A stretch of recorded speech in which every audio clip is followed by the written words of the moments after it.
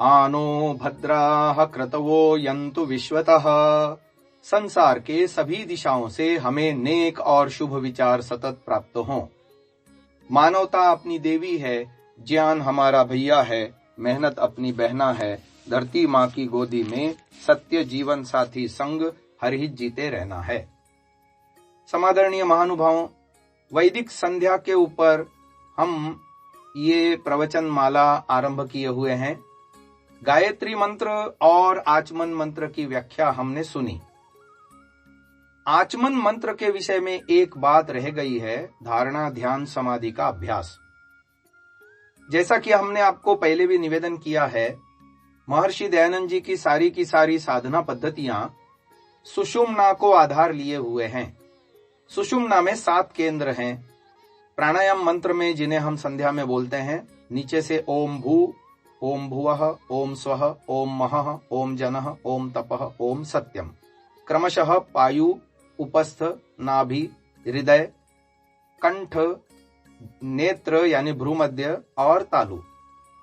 अब ये जो मंत्र है शन्नो देवी रभिष्टय, इनको एक एक मर्म स्थल में शब्द पिरोते हुए हम ध्यान कर सकते हैं। सबसे पहला है शम, उसको पायु नामक स्थान में पिरोते हुए ऊपर चलेंगे नह, और फिर नाभि में देवी ही, और फिर हृदय में अभीष्टये, कंठ में मनोमय कोश आता है, वहां पर आपह, फिर विज्ञानमय कोश भ्रूमध्य में, वहां पर भवन्तु। भवन्तु शब्द को थोड़ा सा क्लियर कर दूं, भव माने संसार का चक्र, भव चक्र, और अंत माने उसका समाप्ति, और फिर पीतये तालु में आएगा, फिर संयोहो विज्ञानमय कोश में, अभिस्रवंतु मनोमय कोश में, और हृदय में जहां ब्रह्म प्राप्ति का स्थल है नह। इस तरह से हम एक एक शब्द को एक एक मर्म स्थल में पिरोते हुए आदर्श रूप में धारणा ध्यान समाधि का अभ्यास कर सकते हैं। अर्थ में गत रविवार को बता चुका हूं, तो वो वाला प्रवचन आपको सुनना चाहिए। अब आगे बढ़ते हैं। ये वैदिक संध्या में हमने आचमन मंत्र के माध्यम से जीवन के 2 लक्ष्यों पर विचार किया कि अभीष्टये माने भोग और पीतये माने अपवर्ग। अब इस लक्ष्य की प्राप्ति के लिए साधन रूप अगले मंत्र हैं। मंत्र का शीर्षक है अंग स्पर्श मंत्राः या इंद्रिय स्पर्श मंत्राः। ओम वाक् वाक्, ओम प्राणः प्राणः, ओम चक्षुः चक्षुः, ओम श्रोत्रम श्रोत्रम, ओम नाभिः, ओम हृदयम्, ओम कंठः, ओम शिरः, ओम बाहुभ्याम यशो बलम, ओम करतल कर पृष्ठे। वैसे तो जो आर्य जगत में वैदिक संध्या के मंत्रों का अर्थ वाली पुस्तकें मिलती हैं, उनमें इनका अर्थ बहुत सामान्य सा दिया हुआ है। मेरे वाणी में वाक शक्ति हो, नासिका में प्राण शक्ति हो, आंखों में दृष्टि शक्ति हो, कानों में नेत्र शक्ति हो, भुजाओं में बल हो, यश और बल हो, और इस तरह से वो दिया है। परंतु केवल इतना ही इसका अर्थ नहीं है। मैं इसमें आपको 4 विधाएं बताने वाला हूं। पहले 4 मंत्र वाक वाक, प्राण प्राण, चक्षु चक्षु, श्रोत्रम श्रोत्रम, ये 4 मंत्र सप्त ऋषियों के माध्यम से ब्रह्म डाल ब्रह्म निकाल या कचरा डाल कचरा निकाल संकल्पना को बताते हैं। अगले 4 मंत्र नाभि, हृदय, कंठ और सिर, ये 4 मंत्र पंचकोशों के उत्थान की बात कहते हैं। फिर अगला एक मंत्र बाहुभ्याम यशो बलम, विद्या अविद्या बंध मोक्ष की बात को हमें बताता है, या उससे इस रहस्य का पता चलता है। और अंतिम मंत्र है कर तल कर पृष्ठे, उसमें इंद्रियों का अथर्वण, ये विधा हमको पता चलती है। अब आप कहेंगे कि ये कैसे, तो आइए चलिए हम इन मंत्रों के गहन अर्थ पर विचार करते हैं। सबसे पहले है वाक वाक। वाणी तो एक ही है, पर 2 बार क्यों बोला गया वाक वाक, है ना। अब नेत्र तो हम 2 स्पष्ट देख ही रहे हैं, चक्षु चक्षु, श्रोत्रम श्रोत्रम, प्राणः प्राणः, एक नासिका द्वार दूसरा नासिका द्वार। और इसमें फर्क भी है दाहिना नासिका जो है गर्म हवा को अंदर लेता है, यानी हवा अंदर लेने के बाद गर्माहट पैदा होती है, और बाएं नासिका से अंदर लेंगे तो ठंडक पैदा होती है। इसलिए सूर्य स्वर, चंद्र स्वर भी बोल देते हैं, अलग अलग है, पर वाक तो एक ही है। फिर इसमें 2 बार क्यों, ये एक प्रश्न हो सकता है। तो वाक साधनाएं द्विचक्रीय हैं। एक आरोह क्रम है, चढ़ता क्रम है, एक अवरोह क्रम है, उतरता क्रम है। अब वाणी के 4 स्तर हैं महानुभावों। परा, पश्यंती, मध्यमा, वैखरी, ये 4 स्तर हैं वाणी के। परास्थल आत्मा परमात्मा के साथ मिला हुआ है, परास्थल। पश्यंती स्तर ईश्वर हमारे साथ विज्ञानमय कोश में अर्थ धरातल बुद्धि के साथ जुड़ा हुआ है, ये पश्यंती स्तर हो गया। मध्यमा स्तर इंद्रियों के माध्यम से, मन और इंद्रियों, ज्ञानेंद्रियों के माध्यम से ईश्वर हमसे जुड़ा हुआ है, ये मध्यमा स्तर है। और वैखरी किसे कहते हैं? जो हम विचार करते हैं, मन से बोलना चाहता है आत्मा, तो बुद्धि क्या करती है? शब्दों को समेटती है, और मन में संकल्प विकल्प होता है, और फिर वो कायाग्नि को प्रेरित करता है वायु, और फिर वो ऊपर उठता हुआ कंठ से मुख गुवर में विभिन्न स्थानों पर वायु का स्पंदन होकर के, प्रकंपन होकर के जब शब्द प्रकट होते हैं, उसको कहते हैं वैखरी। तो ये आरोह क्रम में भी है, अवरोह क्रम में भी है। आरोह क्रम में हम ज्ञान को जीवन में धारण करते हैं। सरस्वती देवी वाग देवी कहलाती है। सरस्वती कहो, ज्ञान कहो, एक ही बात है। तो ज्ञान को हम आगम कालेन, स्वाध्याय कालेन, प्रवचन कालेन, व्यवहार कालेन, इस रूप में धारण करते हैं, और फिर हम परा लेवल तक अपने ज्ञान को बढ़ाते हैं। वैखरी, देखिए दुनिया में अलग अलग प्रकार के लोग होते हैं। वैखरी से बोलने वाले लोग भी होते हैं जिनकी वाणी पर कोई विश्वास नहीं करता, क्योंकि उनके जीवन में वो सत्य तत्व नहीं होता। जब जीवन में जितना जितना सत्य ऊंचा लेवल में उठता जाएगा ना व्यक्ति, उसका लेवल बढ़ता चला जाता है। कोई वैखरी से बोलता है, कोई मध्यमा से बोलता है, कोई पश्यंती स्तर से बोलता है, और कोई परास्थल से बोलता है। जब परास्थल से बोलता है ना व्यक्ति, तो उसकी वाणी सीधा कानों को बीनती हुई, हृदय को चीरती हुई व्यक्ति के आत्मा में जाकर के बैठती है ना। इसके उदाहरण इतिहास में बड़े प्रसिद्ध हैं। 1-2 उदाहरण मैं देता हूं आपको। जब नेताजी सुभाष चंद्र बोस रंगून में गए और वहां पर युद्ध बंदियों को, कैदियों को कहा, तुम मुझे खून दो, मैं तुम्हें आजादी दूंगा, तो वो परास्थल से बोली गई वाणी थी और उसका प्रभाव पड़ता था। महर्षि दयानंद जी जब प्रवचन देते थे, हजारों लोगों ने मूर्ति पूजा छोड़ दी। वो जहां जहां जाते थे, लोग अपने अपने घरों से जड़ मूर्तियों के वो विग्रहों को नदी में बहाते थे और गायत्री मंत्र का जो है ना दीक्षा लेते थे ऋषि दयानंद से। हजारों सैकड़ों लोगों ने। तो ये परास्थल से जब व्यक्ति बोलता है तो उसका प्रभाव होता है। हम भी साधनाओं के माध्यम से अपनी वाणी को उच्च धरातल पर ले जा सकते हैं और ईश्वर की दिव्यता, पवित्रता हम अपने पश्यंती, मध्यमा और वैखरी तक उतार सकते हैं। जब व्यक्ति के मन में वही, वाणी में वही, आचरण में वही, तो उसका स्तर वाणी का बढ़ता चला जाता है। तो ये वाक साधना हो गई, परा, पश्यंती, मध्यमा, वैखरी। ये इसके 4 स्तर हो गए। आगे चलते हैं। इसके बाद है, अब देखिए इसके पीछे जो संकल्पना है, वाक, 2 प्राण, 2 आंखें और 2 कान, ये सप्तऋषि परमात्मा ने हमको दिए हैं।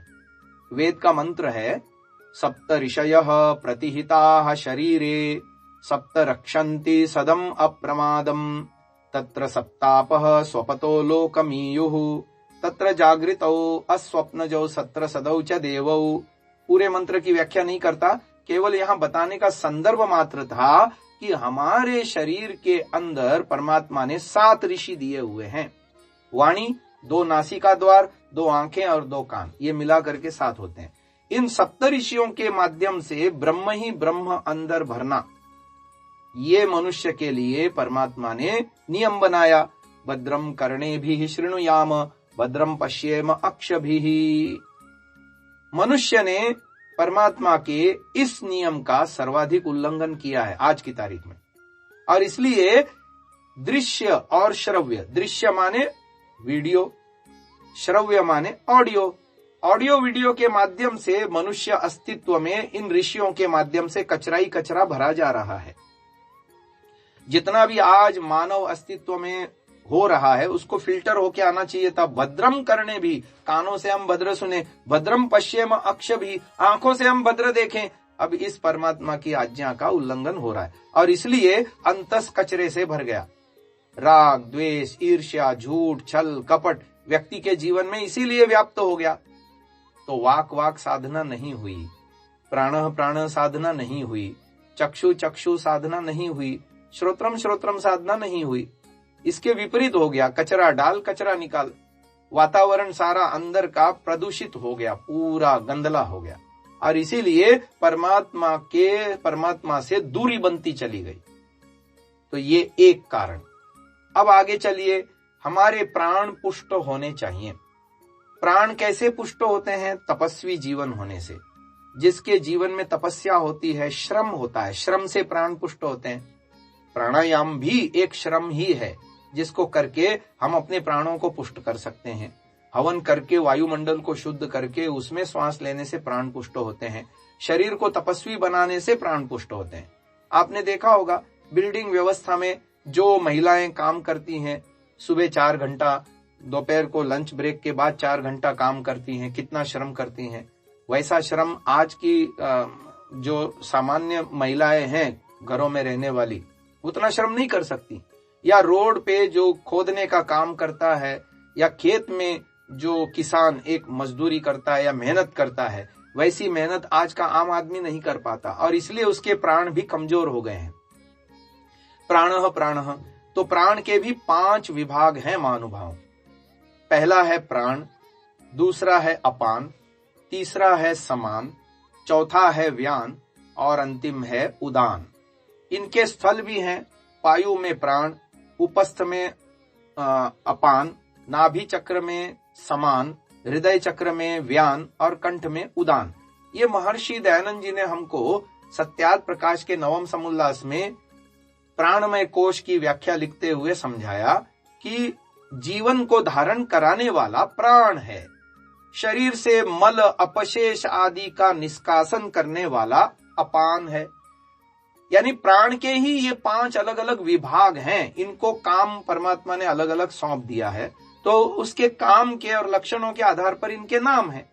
नाभिस्थ हो करके जो भी हम खाते पीते हैं उसको पचा करके शरीर में अन्न, रस, रक्त, मांस, मेद, अस्थि, मज्जा, शुक्र, ये धातुओं का निर्माण, सुवितरण करना, ये समान नामक प्राण का काम है जो नाभि में रहता है। फिर हृदय में व्यान नामक प्राण है और ये व्यान क्या करता है आयुर्वेद में बताया गया है। तो वाग्भट आदि ऋषियों ने अपने ग्रंथों में इसकी विशद व्याख्या की है कि ये पूरे शरीर में जितने भी कार्य हो रहे हैं, बहुत सारे कार्य संपन्न होते हैं पूरे शरीर में, उन सभी कार्यों को ये व्यान नामक प्राण संचालित करता है। और यहाँ ऋषि दयानंद ने लिखा सत्यार्थ प्रकाश में, कंठ में उदान नामक प्राण कार्य करता है। इसके 2 कार्य हैं, स्थूल शरीर में भी है, सूक्ष्म शरीर में भी है। स्थूल शरीर में क्या कार्य है? जब हम खाते पीते हैं, मुख में चबाते हैं और फिर गले से लेकर के आमाशय तक अन्न को पहुंचाने का काम इसका है। और सूक्ष्म शरीर में इसका क्या काम है? ये जीवात्मा को ऊर्ध्वगति कराता है। ये प्राण यानी सूक्ष्म में प्रवेश कराता है, मन को एकाग्र करने में सहायता देता है, विवेक वैराग्य को प्राप्त कराता है, आदि आदि। तो ये प्राणमय कोश की साधना हो गई।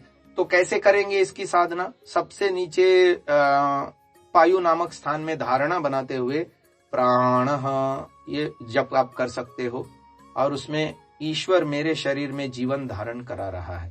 फिर उससे ऊपर उपस्थ में अपान, ईश्वर मेरे शरीर से मल अपशेष, मल है, मूत्र है, पसीना है, दुर्गंध है और शरीर से अनवांटेड जितनी भी चीजें हैं, त्याज्य चीजें हैं, उनका निष्कासन कर रहा है अपान के माध्यम से। फिर नाभि में समान, इसका जप करते हुए कि पूरे खाए पिए अन्न रस को पचा करके सप्त धातुओं का निर्माण सुवितरण ईश्वर के माध्यम से हो रहा है, ये आप भावना कर सकते हैं। हृदय में व्यान और फिर कंठ में उदान, जैसा जैसा बताया आपको, व्यान पूरे शरीर में चेष्टा विशेष को ईश्वर के माध्यम से हो रहा है, और कंठ में उदान खाए पिए अन्न रस को आमाशय में पहुंचाना, जीवात्मा की साधना में ऊर्ध्वगति कराना। तो ये इस तरह से आप ध्यान कर सकते हैं। अगला बिंदु है चक्षु। चक्षु नेत्र को कहते हैं, माने देखना, दर्शन। हमें साधना अवस्था में 3 तत्वों को अलग अलग देखना है महानुभाव, और अग्निहोत्र के प्रातःकालीन सायंकालीन मंत्रों में इसका प्रावधान है।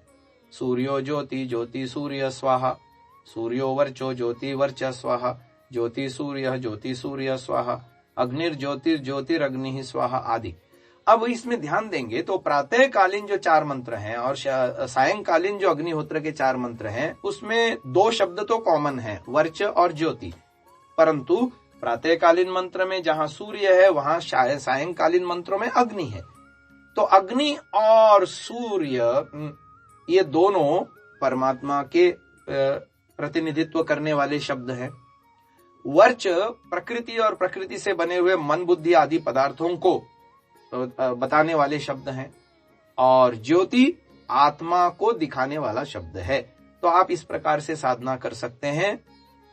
सूर्य माने परमात्मा, वर्च माने प्रकृति और प्रकृति में अंतर अंतःकरण में मन बुद्धि इंद्रियां आदि, और ज्योति माने आत्मा।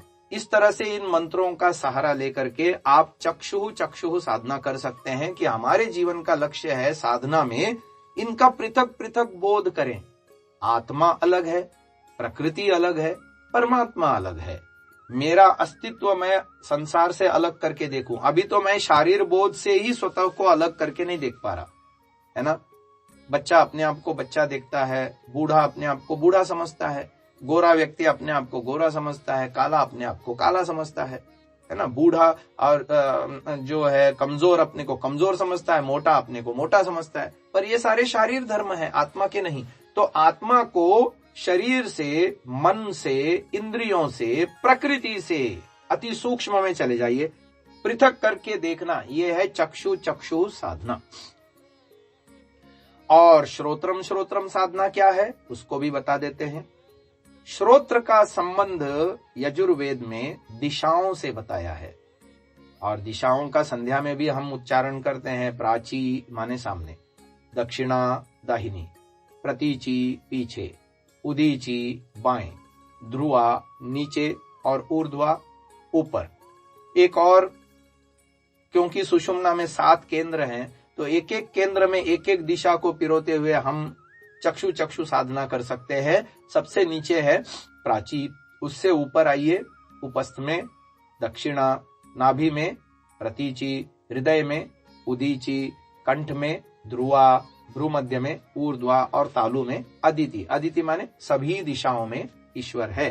प्राची एकमनंतम, दक्षिणा एकमनंतम, प्रतीची एकमनंतम। यानी चक्षु साधनाओं में हम ईश्वर की सर्वव्यापकता को चहुं दिशाओं में, सभी दिशाओं में कल्पना करते हुए ईश्वर की सर्वव्यापकता का ध्यान करते हैं। एक एक चक्र में पिरोते हुए यह ध्यान आसानी से किया जा सकता है।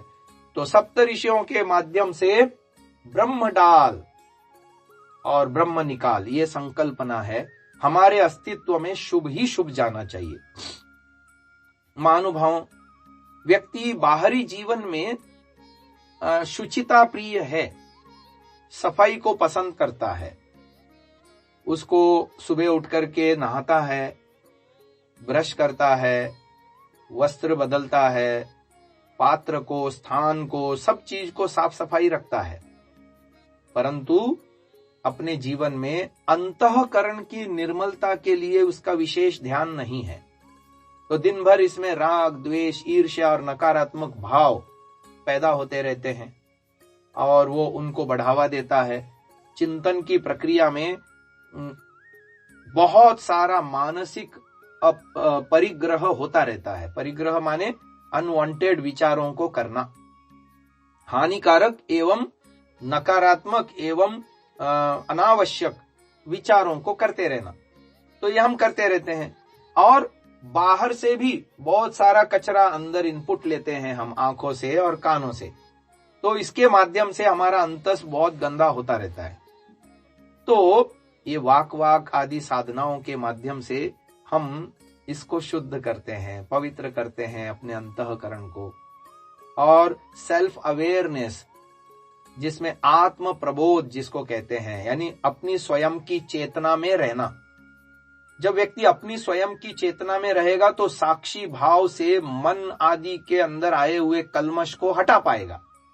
यदि साक्षी भाव विकसित नहीं कर पाएगा तो क्या होगा कि ये मन में उत्पन्न होते रहेंगे और वो रोबोट की तरह उसका जीवन हो जाएगा। जैसे रोबोट जो है दूसरे किसी के द्वारा नियंत्रित चलता है, ऐसे ये व्यक्ति भी अपने मन रूपी रोबोट के द्वारा नियंत्रित होकर के चल रहा है। और योग दर्शन में आया भी है, कहते हैं चित्तम अयस्कांत मणिकल्पम सन्निधि मात्र उपकारी स्वम भवति पुरुषस्य स्वामिनः। ये चित्त जो है पुरुष यानी जीवात्मा का मालिक है, स्वामी है। और वो कैसा है, उसको उपमा दी गई लोह चुंबक के समान। जैसे एक चुंबक होता है, लोहे के समीप आता है या लोहा उसके समीप आता है तो जैसे वो आकर्षित होकर के खींचा चला जाता है, ऐसे ही ये चित्त भी जीवात्मा के साथ जुड़ता है जागृत अवस्था में आते ही। सुषुप्ति अवस्था में गाढ़ निद्रा में ये इसका संपर्क टूट जाता है मन का, लेकिन जैसे ही जागृत या स्वप्नावस्था में भी संपर्क जुड़ जाता है और जागृत अवस्था में तो अच्छे से जुड़ जाता है। तो एकदम जुड़ जाता है और लोह चुंबक के भांति जुड़ जाता है। और कहते हैं ये इसका दास है, पुरुष का सेवक है ये, लेकिन ये बन जाता है स्वामी। जब ये स्वामी बन जाता है तो इसको बंदर नाच नचाता है। अब ये चित्त के अंदर रजोगुण उभरेगा तो स्वार्थी हो जाएगा, ईर्ष्यालु हो जाएगा, राग द्वेषी हो जाएगा। और तमोगुण उभर जाएगा, तमोगुण का अधिक्य होगा चित्त में तो ये अज्ञानी हो जाएगा, कुतर्की हो जाएगा, उल्टे काम करने वाला, अधर्मी हो जाएगा। तो इस तरह से वो उन लहरों में बहता चला जाता है। एक चिंतक ने उपदेश दिया, तैरो मत बहो। ये मन के अंदर जो आता है ना, आने दो, आप केवल देखो उसको। अरे ऐसा नहीं है, मनुष्य को सशक्त बाहों तैरना है, लहरों के विपरीत भी तैरना है और अपने लक्ष्य तक पहुंचना है। तो मन के ऊपर नियंत्रण करने से ये जो है, ये कब होगा, जब हम अपनी सेल्फ अवेयरनेस, आत्म प्रबोध, मैं पृथक हूं मन से और इंद्रियों से और प्राणों से और शरीर से, इसका अभ्यास वाक प्राण प्राण चक्षु चक्षु श्रोत्रम श्रोत्रम साधनाओं द्वारा अच्छी प्रकार किया जाता है। आगे चलते हैं। नाभि हृदयम कंठः शिरः, जैसा कि मैंने बताया ये पंच कोशों के उत्थान की बात हमको बताता है। इसमें पंच कोशों के उत्थान की क्या बात है, पहले भी मैं बता चुका हूं, प्रसंग अनुसार दोबारा बताता हूं। नाभि हमारा अन्नमय कोश को रिप्रेजेंट करने वाला केंद्र है, ऐसा समझना चाहिए। हृदय हमारा प्राणमय कोश को रिप्रेजेंट करने वाला केंद्र है। कंठ हमारा मनोमय कोश को रिप्रेजेंट करने वाला केंद्र है। आपने सुना होगा, हम बच्चों को कह देते हैं शाम तक ये मंत्र या ये श्लोक या ये सुभाषित कंठस्थ करो। कंठस्थ करो माने याद करो, है ना।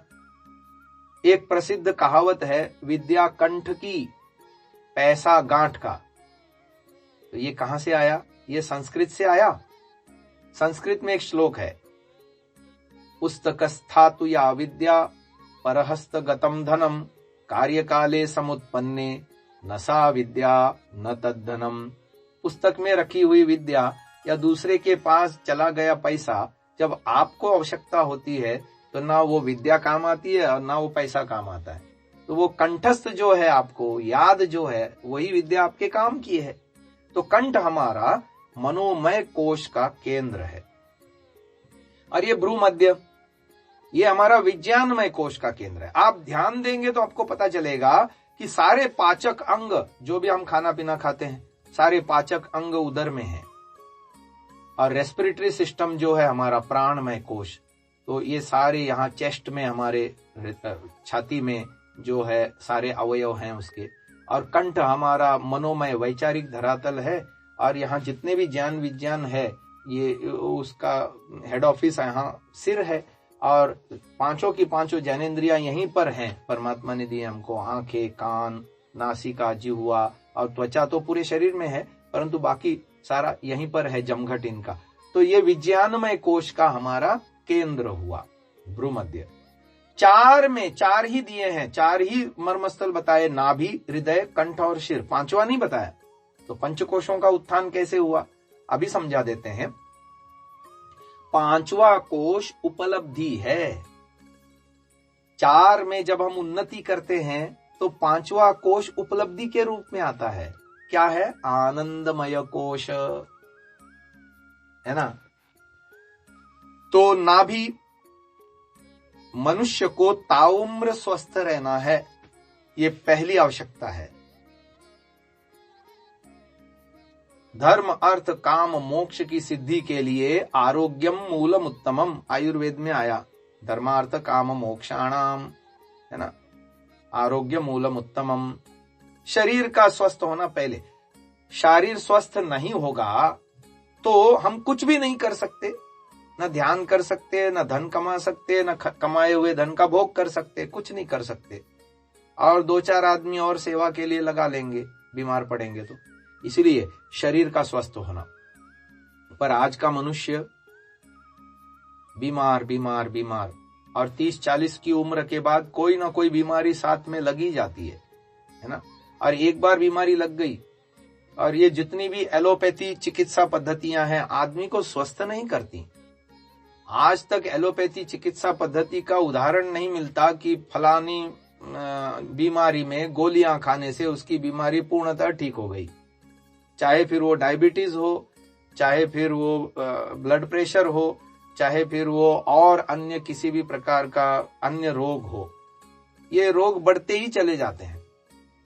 लेकिन जो स्वास्थ्य है वो जितना ये दवाइयों से पीछा छुड़ाएंगे और प्राकृतिक जीवन शैली को हम अपनाते जाएंगे ना, उतना जल्दी हमको स्वास्थ्य प्राप्त होता है।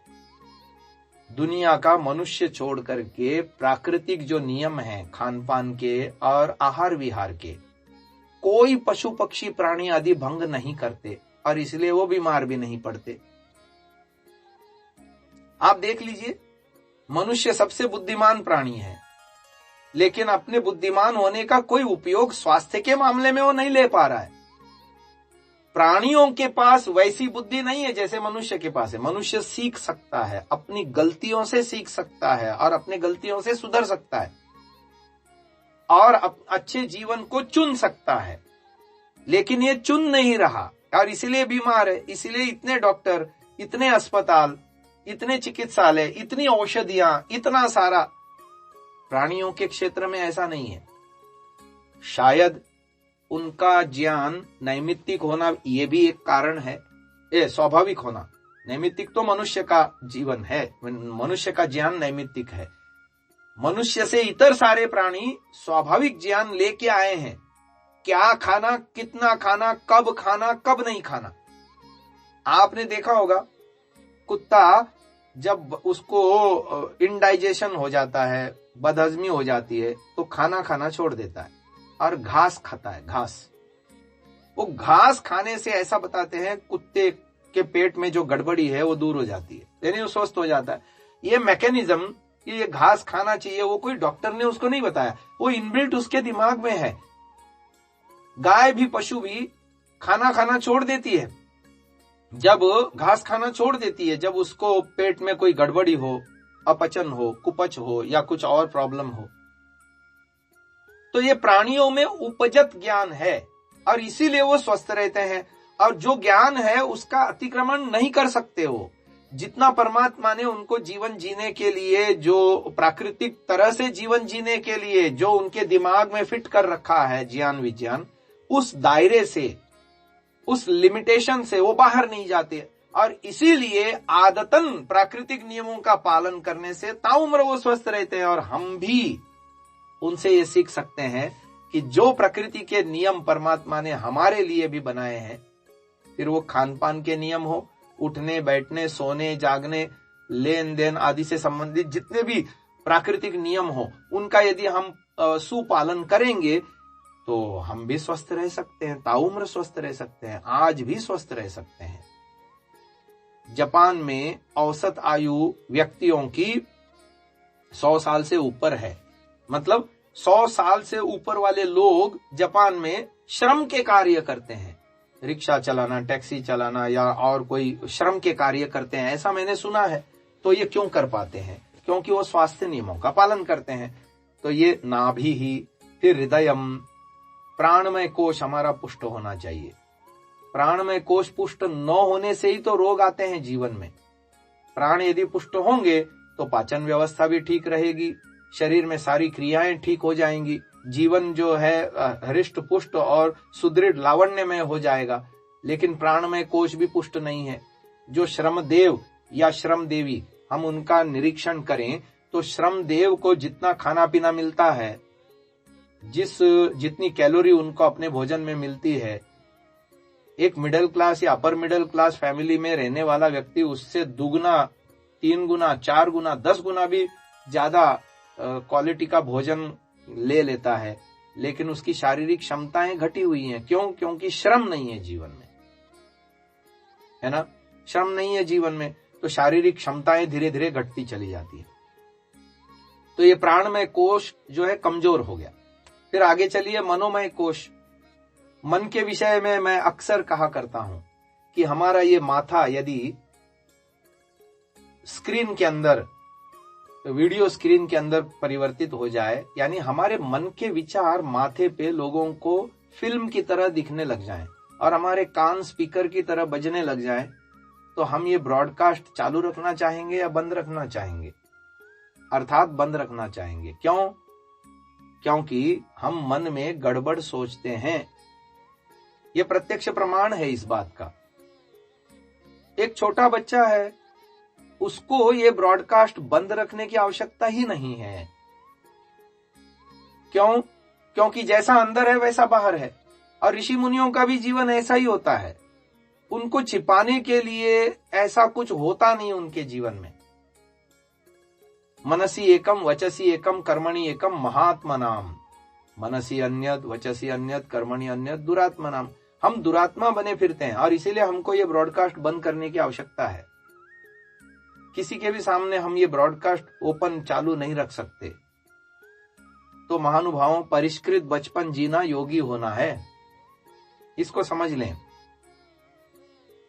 हम जब शुभ ही शुभ सोचेंगे, अपने लिए भी औरों के लिए भी, तन्मे मनः शिव संकल्पमस्तु, तो हमारे विचार पवित्र होंगे और उस अवस्था में हमको ये ब्रॉडकास्ट बंद करने की जरूरत ही नहीं है, क्योंकि हम सबके लिए शुभ ही शुभ सोच रहे हैं, गलत सोच ही नहीं रहे। तो इस तरह से हम अपने मन को पवित्र करें, मन के विचारों को शुद्ध करें, प्रतिदिन शयन काल में आत्मनिरीक्षण करें, कितना कचरा हमने दिन भर इकट्ठा किया उसको दूर करें। सुबह उठते ही संकल्प करें, आज दिन भर मैं सबके लिए अच्छा सोचूंगा, अपने लिए भी औरों के लिए भी। दिन में विद्या ग्रहण की बात सोचूंगा, परोपकार की बात सोचूंगा, सेवा की बात सोचूंगा, मन में किसी का भी बुरा नहीं सोचूंगा, राग द्वेष ईर्ष्या लोभ क्रोध आदि विकारों को मन से हटाऊंगा। हमारे ऊपर है, हमारा मन हमारा सेवक है, दास है, लेकिन नहीं, हम मन के दास हो जाते हैं और जैसे जैसे आलंबन आते हैं वैसा वैसा मन में पीछे से संस्कार उभरते हैं और इंद्रिय दोषात संस्कार दोषात अविद्याग्रस्त होकर के अनिष्ट सोचते हैं, बोलते हैं, अनिष्ट क्रियाओं को कर देते हैं। तो ये मनोमय कोश हो गया। और फिर है विज्ञानमय कोश। महानुभावों, विज्ञानमय कोश की पुष्टि के लिए ज्ञान विज्ञान को प्राप्त करना चाहिए। केवल मनुष्य ऐसा है धरती पर अन्य प्राणियों की तुलना में जिसका ज्ञान नैमित्तिक है। ये सीखता है, सीखने से सीखता है। अच्छा सिखाया जाए तो अच्छा सीखेगा, बुरा सिखाया जाए बुरा सीखेगा, नहीं सिखाया जाए बिल्कुल नहीं आएगा। हमने बचपन से जो जो सीखा उतना ही हमको आया। जितनी भाषाएं हम जानते हैं वो हमने सीखी हैं। ऐसी भाषा हमको नहीं आती जो दुनिया में लोग बोलते हैं और हमने कभी सुनी भी नहीं। वो भाषा हमको नहीं आती क्योंकि हमने नहीं सीखी। वो काम हमको नहीं आते जिन कामों को हमने नहीं सीखा। न सिखाया जाए तो मरने तक भी नहीं आएंगे वो काम। उन्हीं कामों को हम कर पाते हैं जिनके विषय में हमने जाना, समझा, सीखा और प्रयोग किया जिस ज्ञान का। तो महानुभावों, ज्ञान विज्ञान को प्राप्त करने के 4 स्तर ऋषियों ने बताए। चतुर्भिः प्रकारैः विद्युपयुक्ता भवति। आगम कालेन, स्वाध्याय कालेन, प्रवचन कालेन, व्यवहार कालेन। श्रवण, मनन, निधिध्यासन, साक्षात्कार। आगम माने सुनना ध्यान दे करके, स्वाध्याय माने सुने पर विचार करना। आगम, स्वाध्याय, प्रवचन दूसरे को भी समझा सकना, उतनी योग्यता प्राप्त कर लेना। और फिर व्यवहार कालेन, जीवन व्यवहार में उतर जाता है। ऐसे ही श्रवण माने सुनना, मनन माने उस पर चिंतन करना, निधिध्यासन माने निश्चयात्मक स्थिति में पहुंचना, निर्णय की स्थिति में या ध्यान योग की स्थिति में पहुंचना, गहराई से उस चीज का मंथन करके उसमें से नवनीत निकालना, यानी निर्णय लेना कि ये ग्राह्य है और ये त्याज्य है, ऐसा। और फिर अंतिम बात है साक्षात्कार। तो ये ज्ञान विज्ञान को बढ़ाने के उपाय हो गए। तो ऐसे चारों कोशों में जब हम उन्नति करते हैं तो आनंदमय कोश हमारे ऊपर अवतरित होता है फल रूप में।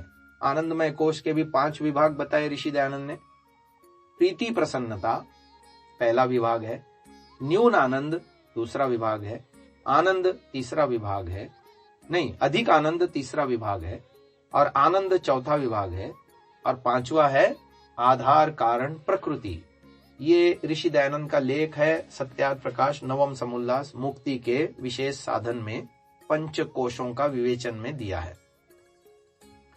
तो पहले जो 3 हैं, प्रीति प्रसन्नता, न्यून आनंद, अधिक आनंद, ये प्रकृति के 3 गुणों की बात बता रहा है, ऐसा कहो। चाहे यूं कहो, एक है स्तुति, दूसरा है प्रार्थना, तीसरा है उपासना। इनके फल हैं ये, स्तुति, प्रार्थना, उपासना। स्तुति का फल है प्रीति प्रसन्नता, न्यून आनंद प्रार्थना का फल है, और अधिक आनंद उपासना का फल है। तो अभी जिनकी समाधि नहीं लगती वे या तो क्षिप्त होते हैं, मूढ़ होते हैं, या विक्षिप्त होते हैं। इन तीनों ही अवस्थाओं में हम ईश्वर की स्तुति, प्रार्थना, उपासना करेंगे शाब्दिक रूप से, तो धीरे धीरे हमारा आनंदमय कोश प्रवृद्ध होता चला जाएगा। स्तुति, प्रार्थना, उपासना करने से उसके संस्कार बनते चले जाएंगे, और न करने से अविद्या के संस्कार बन ही रहे हैं, अविद्या में ही विचरण कर रहे हैं। ईश्वर की स्तुति, प्रार्थना, उपासना करेंगे तो ईश्वर के प्रति रुचि, आकर्षण, प्रेम, ईश्वर के साथ जुड़ने से ईश्वर के गुण कर्म स्वभाव से अपना गुण कर्म स्वभाव सुधरना। ईश्वर से जब हम प्रीति पूर्वक प्रार्थना करते हैं तो हम उसके लिए पुरुषार्थ भी करते हैं व्यवहार जीवन में, क्योंकि वैदिक प्रार्थनाएं तभी फलीभूत होती हैं जब उसके लिए पुरुषार्थ भी किया जाता है। और उपासना माने ईश्वर के साथ साक्षात मेल, ये अधिक आनंद हो गया। अब फिर 2 प्रकार की समाधियां बताई, एक एकाग्र और दूसरी है निरुद्ध, या संप्रज्ञात या असंप्रज्ञात कह सकते हैं। ये दोनों को आनंद और आधार कारण प्रकृति, इन शब्दों से आनंदमय कोश में अभिव्यक्त किया गया। अब आगे चलते हैं। अगला विषय आता है बाहुभ्याम यशो बलम। ये एक मंत्र है, इसमें यश और बल इन शब्दों पर ध्यान देना चाहिए। यश के पीछे छिपा हुआ है कर्म, और बल के पीछे छिपा हुआ है उपासना। कर्म और उपासना, ये 2 शब्द जो हैं, इसको विद्या और अविद्या में यदि कन्वर्ट करेंगे तो कर्म और उपासना को महर्षि दयानंद जी ने अविद्या में गिना है। कैसे पता चला? ये सत्यार्थ प्रकाश का लेख है और यजुर्वेद का मंत्र है। विद्याम च यस्तद्वेदोभयं सह अविद्यया मृत्युम तीर्त्वा विद्यया अमृतम अश्नुते। ये जो मंत्र है, इसकी व्याख्या सत्यार्थ प्रकाश के नवम समुल्लास के प्रारंभ में ही किया है। इसी मंत्र को उद्धृत करते हुए नवम समुल्लास आरंभ होता है, और वहां पर लिखा है कर्म और उपासना ये दोनों अविद्या है। तो फिर तीसरा बचा ज्ञान। तो ये ज्ञान जो है वो विद्या की बात आ गई। तो विद्या अविद्या बंध मोक्ष का विवेक है बाहुभ्याम यशो बलम। आप कहोगे यशो बलम से विद्या अविद्या का क्या संबंध है? अभी बताते हैं। यश, कोई भी काम किए बिना दुनिया में यश नहीं मिलता, या यश के पीछे, यश माने सफलता या उपलब्धि कहो, एक ही बात है। कोई भी उपलब्धि बिना कर्म के नहीं मिलती। पहले कर्म है और फिर उपलब्धि है। पहले मेहनत है, पुरुषार्थ है, फिर उसके बाद है यश। तो यश के पीछे छिपा है कर्म और बल के पीछे छिपा है उपासना। हम मंत्र भी बोलते हैं, य आत्मदा बलदा यस्य विश्व उपासते प्रशिशम यस्य देवाः। तो इस मंत्र से स्पष्ट है और हम देखते भी हैं, जो व्यक्ति जिसकी उपासना करता है, ईश्वर बलवानों में अति बलवान होने से जब हम उसकी उपासना करते हैं तो हमारा आत्मिक बल, बुद्धि का बल, मानस बल, इंद्रियों का बल, शारीर बल बढ़ता है। महानुभाव, सब प्रकार का बल, इसलिए बलदा कहा गया उसको। तो ऋषि दयानंद ने वहां लिखा, शरीर, आत्मा और समाज के बल का देने हारा है। इस मंत्र की व्याख्या में, स्तुति प्रार्थना उपासना के तीसरे मंत्र की व्याख्या में ऋषि दयानंद ने लिखा, हे परमपिता परमात्मा, आप आत्मा अर्थात शरीर, आत्मा और आप बलदा अर्थात शरीर, आत्मा और समाज के बल का देने हारे हैं। तो बल के पीछे छिपी है उपासना, है ना। तो बाहुभ्याम यशो बलम, कर्म और उपासना, ये दोनों बातें आ गई और उसके साथ साथ जुड़ा हुआ ज्ञान भी आ गया। तो कर्म और उपासना से हम अविद्या रूपी दुख सागर से तरना है और विद्या अर्थात ज्ञान से मोक्ष को प्राप्त करना है। विवेक वैराग्य ज्ञान से मोक्ष को प्राप्त करना है, ये लक्ष्य है हमारे जीवन का। और अंतिम मंत्र है करतल कर पृष्ठे। देखिए महानुभाव, इसको करतल बोलते हैं और ये कर पृष्ठ। ध्यान से देखेंगे तो पता चलेगा, करतल की त्वचा अधिक उजली है कर पृष्ठ की अपेक्षा। परमात्मा ने यह हमको हाथ कर्म करने के लिए दिए हैं और कर्म हम करतल वाले भाग से करते हैं, कर पृष्ठ वाले भाग से नहीं। जितने भी काम हम करते हैं उसमें करतल वाला भाग छूता है ना। कोई भी काम हम लें और करपृष्ठ वाले भाग से हम नहीं कर पाते। वो परमात्मा ने उंगलियों के जो जॉइंट्स बनाए हैं वो इस तरह से बनाए कि वो आगे ही मुड़ती हैं, पीछे नहीं मुड़ती। इसलिए करतल, और करतल वाली त्वचा उजली है। तो हमारे जीवन के भी दो भाग हैं, एक शुभ कर्म, एक अशुभ कर्म। हम शुभ कर्म ही करें, ये इससे हमको शिक्षा मिलती है। 5 ज्ञानेंद्रियां, 5 कर्मेंद्रियां, 10 उंगलियां हैं। तो ये प्रतीक हैं इंद्रियों के। तो इंद्रियों का अथर्वण है ना, ऋचम वाचम प्रपद्ये, मनो यजुः प्रपद्ये, साम प्राणम प्रपद्ये, चक्षुः श्रोत्रम प्रपद्ये, वागौजः सहौजो मयि प्राणापानो, यजुर्वेद का मंत्र है। इसमें चक्षुः श्रोत्रम प्रपद्ये माने इंद्रियों का हम अथर्वण सिद्ध करें। मंत्र में तो और भी बातें बताई हैं, ऋचम वाचम प्रपद्ये, मेरे वाणी में ऋग्वेद उतर आए, है ना। मनो यजुः, मेरे मन में यजुर्वेद उतर आए। साम प्राणम प्रपद्ये, प्राणों में सामवेद उतर आए। और इंद्रियों में चक्षुः श्रोत्रम प्रपद्ये, अथर्वण, इंद्रियों का अथर्वण। अथर्वण शब्द अपने आप में चिंतनीय है। थर्व कहते हैं कंपन, वाइब्रेशन, स्थिति विचलन, और अ लगा देने से उसका विरुद्ध अर्थ हो जाएगा स्टिल। वाइब्रेशन के ऑपोजिट क्या है? स्टिल, जो कंपता नहीं, स्थिर है, स्थैर्य, संतुलन। यानी इंद्रियों में स्थैर्य संतुलन क्या हो सकता है कि इंद्रियों को हम धर्माचरण में ही दृढ़ करें, अधर्माचरण रूपी स्खलन से, कंपन से हटाएं उसको। ये क्यों होता है? क्योंकि इंद्रिय दोष होते हैं, संस्कार दोष होते हैं, तो इंद्रिय दोष होते हैं। तो और उसी से फिर आगे अविद्या बढ़ती है। तो ये इंद्रियों का अथर्वण, ये 4 विधाएं हैं महानुभावों, जो प्रत्येक साधक को अपने जीवन में साधनी है, तब जाकर के आगे संध्या में प्रवृत्ति होगी, या संध्या में आगे गति होगी, या अध्यात्म में प्रवेश होगा। ये गेट पास है।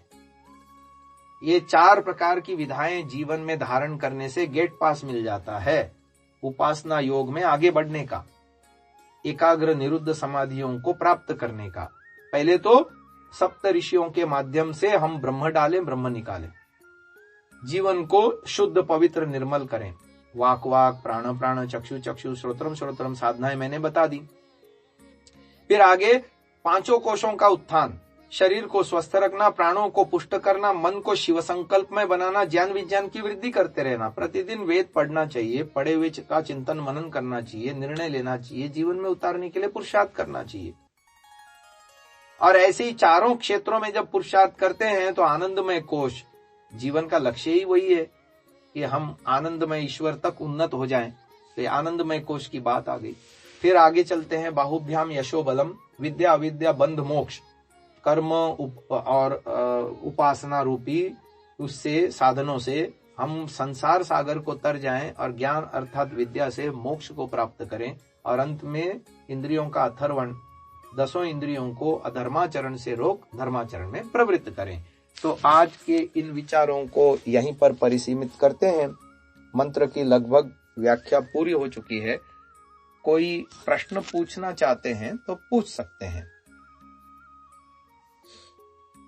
आचार्य जी, एक वैसे तो मैं इसको कंफर्म करना चाहता हूँ कि ये करतल कर पृष्ठे जो आपने बताया, करतल कर पृष्ठे, तो इसका मतलब क्या है कि यही कहे कि हमें शुभ कर्म करने चाहिए या शुभ कर्म नहीं करने चाहिए, क्या इसका अर्थ क्या होगा?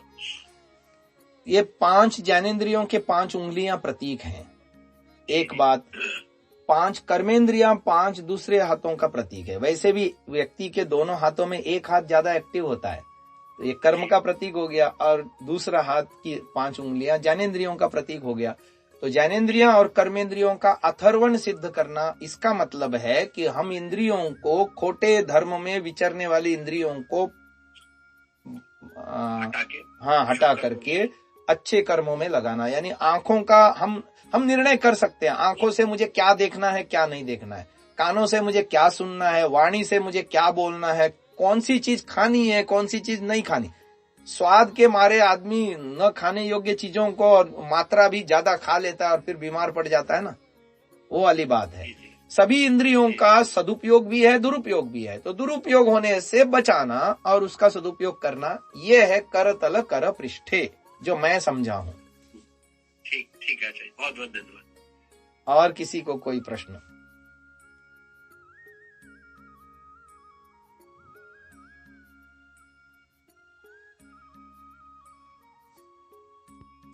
जी पूछिए।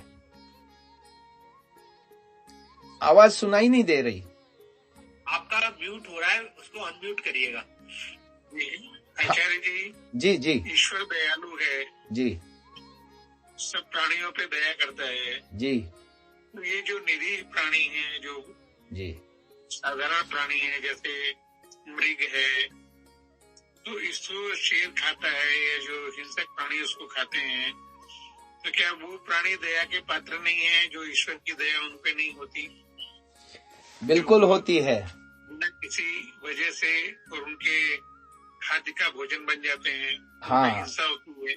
तो ये प्रकृति का नियम है, ईश्वर ने सृष्टि बनाई ही ऐसी है। जीवो जीवस्य भोजनम, ये सृष्टि का साइकिल है।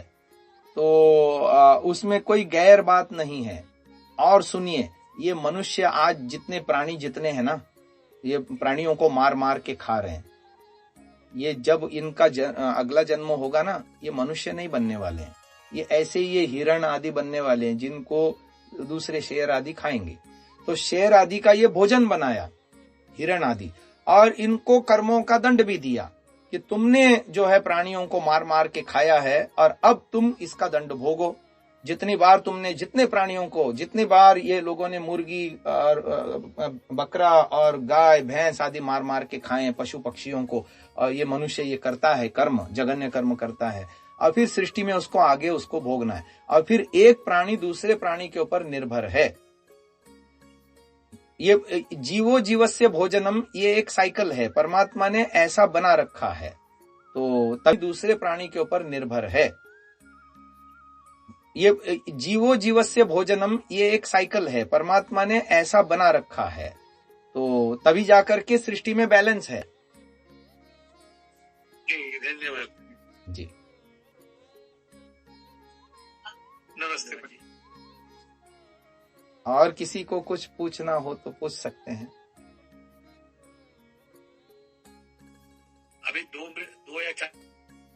है, किसे